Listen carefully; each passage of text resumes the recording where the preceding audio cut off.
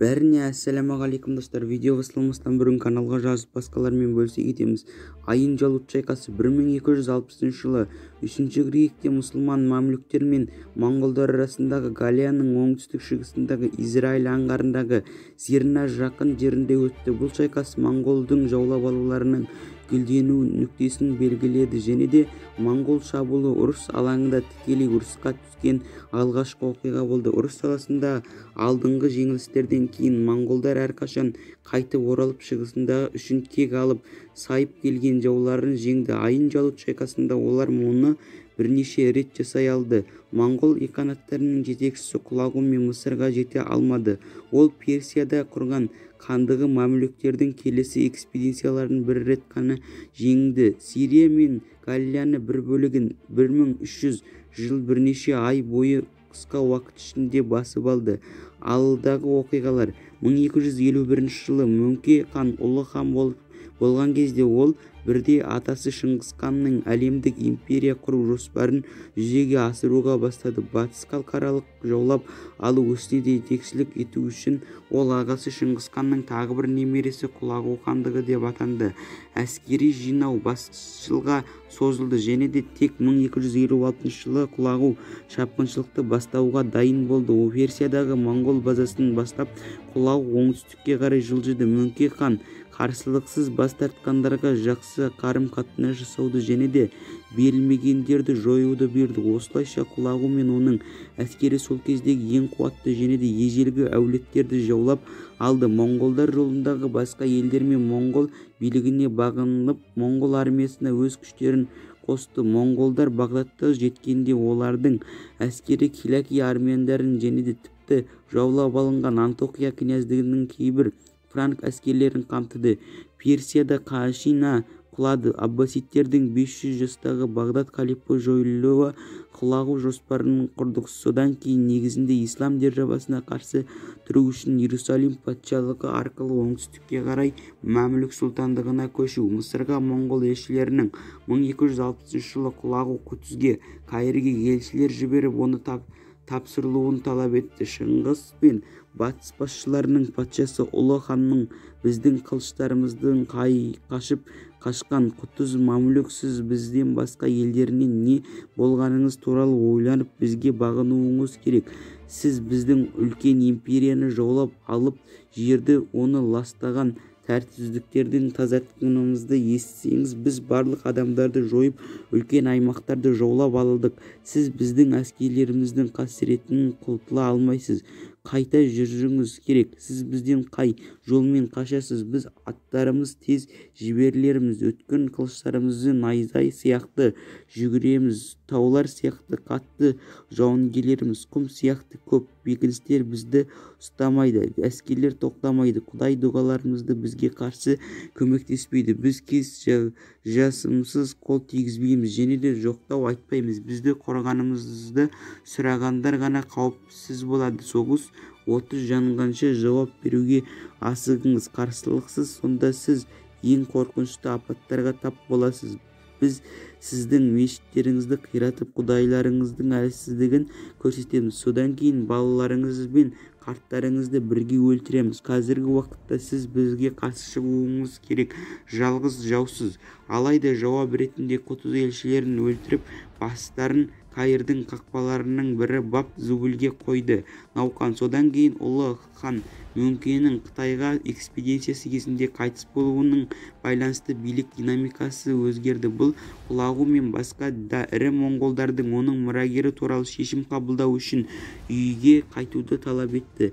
Потенциалды ұлы хан ретінде Құлағу өз әскерлерінің көп бөлігін өзімен бірге алып, Ефраттың батысында әлдеқайда аз күш қалдырды. Оның ең жақсы қолбасшысы христиан несторлық Найман Күтевук Ноянның басшылығымен 1-2 түмен Құлағудың кеткен туралы хабар алған Мамлюк сұлтаны Құтыз тез арада Каирге үлкен әскер жинап Палестинаға басып кіреді. Тамыз айының соңында Кетубука әскерлері Балабектің базасын оңтүстікке қарай жылжытып, Тебридің көп бөлігін шығысындағы Галия арқылы өтті. Сол кезде Мәмлүк сұлтаны Кутуз моңғолдардың Дамаск пен Бладиш Аш-Шаманның көп бөлігін басып алғаннан кейін исламның қорғанысы келген басқа Мәмлүк бейбармен одаққа кірді. Моңғолдар өз кезегінде қазіргі Акырдадағы шоғырланған Иерусалим крест жорықтары патшаларының қалдықтарымен франко-моңғол одағын құруға тырысты, немесе кем дегенде бағынуды талап етті. Бірақ Рим папасы Александр V бұған тыйым салды. Франктер мен моңғолдар арасындағы шиеленіс Джувалина Сейдовский Ктебурканың немерелерінің бірі қайтыс болған оқиға туынды кезінде де өсті. Ашуланған Кетбуга Синдоны тонады. Моңғолдар байланысқан Акыр абарандарымен мамлюктер де моңғолдарға қарсы әскери көмек сұрап жүгінді. Мамлюктер франктердің дәстүрлі жаулары болғанмен Акбара барбондары моңғолдардың тікелей қауіпті деп таныды. Сондықтан крест жорықтары екі күш арасындағы абайлап бейтараптық ұстаным танылды. Ерекше қадамымен олар мысырлық мамлюктер крест жорықтары арқылы солтүстікке дергісіз өтіп, тіпті Акраға жақын жерде қор жинау үшін лагерь құра алды деп келісті. Моңғолдар Ирдон өзенін өтіп бара жатқан туралы хабар келгенде Сұлтан Кутуз және де оның әскерлері Израиль алқабындағы Айын Жалуттағы бұлаққа оңтүстік-шығысқа қарай жылжыды. Шайқас Мәмлүк рыцарьлары қарама-қарсы күштер 1260 жылдың 3 қыркүйегінде Айын Жалут кездесті. Екі жақта 20 мыңға жуық адам болды. Біріншісі моңғолдар, олардың құрамында Грузин патшаларының әскерлері және де Киликия армян патшалығының 500-ге жуық рыцарьлары кірді. Олардың екеуі де моңғол билігіне бағынды. Мәмлүктер бұл аймақты білудің артықшылығына ие болды. Ол Кутуз өз күштерінің көп бөлігін таулы жерлердегі жасырып, моңғолдарды бейбарыстың басшылығымен аз күштермен азғырды деп үміттенді. Екі армияда бірнеше сағат бойы үздіксіз шайқастар жүргізді. Мамлюктер лидері бейбарыс көбінесе моңғолдар әскерінің орнату және де сол уақытта өз әскерлерінің көп бөлігін сақтап қалу үшін соққы және де жүгіру тактикасын қолданды. Моңғолдар тағы бір ауыр шабуыл жасаған кезде бейбарыс бұл шайқастың жалпы стратегиясын айтқан, өйткені ол қашқын ретінде өмірінің басында осы аймақтарда көп уақыт өткізген және де оның адамдары таулы ағаштардың арасында жасырынған. Мәмлүктердің қалған бөлігін басып алу үшін моңғолдарды алып кетіп шегінуге мәжбүр болған бейбарыс пен оның әскерінің үнемі ұшуын тудырған. моңғол басшысы Кетбуку үлкен қателік жіберді. Аңды күдіктенудің орнына Кетбука барлық әскерлерімен бірге мамлюктердің ізімен алға жылжуды шешіп, моңғолдар биік таулар пайда болып атқыштарды және де атқыштармен шабуыл жасай бастады. Содан кейін моңғолдар барлық жағынан мамлюк әскерлерімен қоршалды.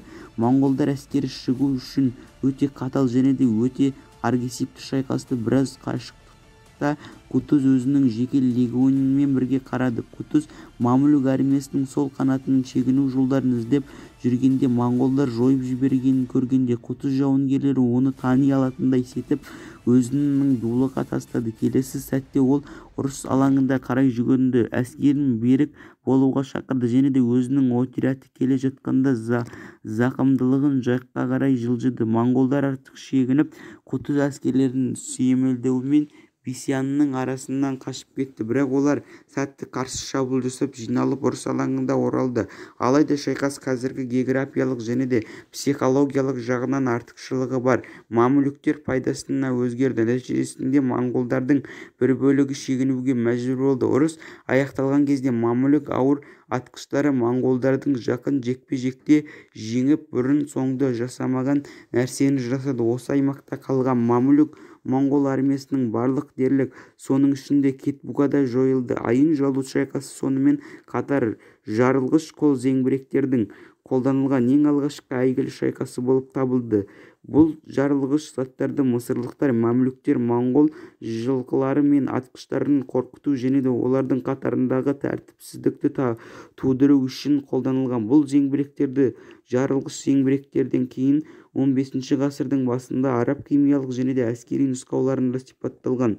Салдары Каирге қайта жолда Айын Жалуттың жеңісінен кейін Кутуз бейбарыс бастаған қастандыққа бірнеше әмірлер өлтірілді. Жаңа сұлтан бейбарыс болды. Оның мұрагері 1291 жылға қарай басып алуды жалғастырды. Монғолдар Хомосктың бірінші шайқасында бір жылдан аз уақыт ішінде қайтадан жеңіліп, Сириядан толығымен қуылды. Халықаралық қақтығыстар Құлағу ханның мамлюктерге қарсы барлық күштерін Айын Жалуттағы шешуші жеңістен кейін кек алуға бағыттауын жол бермеді. Елқанаттың солтүстігіндегі Қыпшақ хандығының ханы Берке хан исламды қабылдаған және де немере ағасының исламның рухани басшысы Аббаси халифасын қиратқанын үреймен бақылап отырды. Мұсылман тарихшысы Рашаддиннің Хамидидің Мунка ханға Бағдатқа жасалған шабуыл наразылық білдіріп, келесі хабарды жіберген Беркеге сілтеме жасайды. Мөнкенің Қытайда қайтыс болғанын білмеді. Ол Құлағу мұсылмандардың барлық қалаларын тонап, халифаның өліміне әкелді. Құдайдың көмегімен оның жазықсыз қаны үшін жауапқа шақырылды. Мамлюктер тыңшылар арқылы Беркенің бір уақыттағы мұсылман екенін және де немере ағасының ұнатпайтынын біліп, сонымен бірге оның хандығымен тығыз байланыста болды. Құбылаймен соңғы ұлы хан ретінде Моңғол тағының түпкілікті орнығаннан кейін Құлағу 1262 жылы өз жерлерін оралып, мәмлүктерге шабуыл жасап, Айын Жалутты кек алу үшін өз әскерлерін жинады. Алайда Берке хан оны қарсы алу үшін Ливенттан алыс солтүстікке қарай құлағаны бас тартқан, ал бірқатар рейдтер жүргізді. Құлағу 1263 жылдың Кавказдың солтүстігін басып кіру кезінде қатты жеңіліске ұшырады. Бұл монғолдар арасындағы алғашқы ашық соғыс болды, бірақ біртұтас империяның аяқталуын білдірді. Құлағу Айын Жалуттан кейін мәмлүктерге шабуыл жасау үшін тек 2 түменден тұратын кішкентай әскерлер жібере алды және де олар кері қайтарылды. Құлағу хан 1265 жылы қайтыс болды және де оның орнына ұлы хан Абака келді.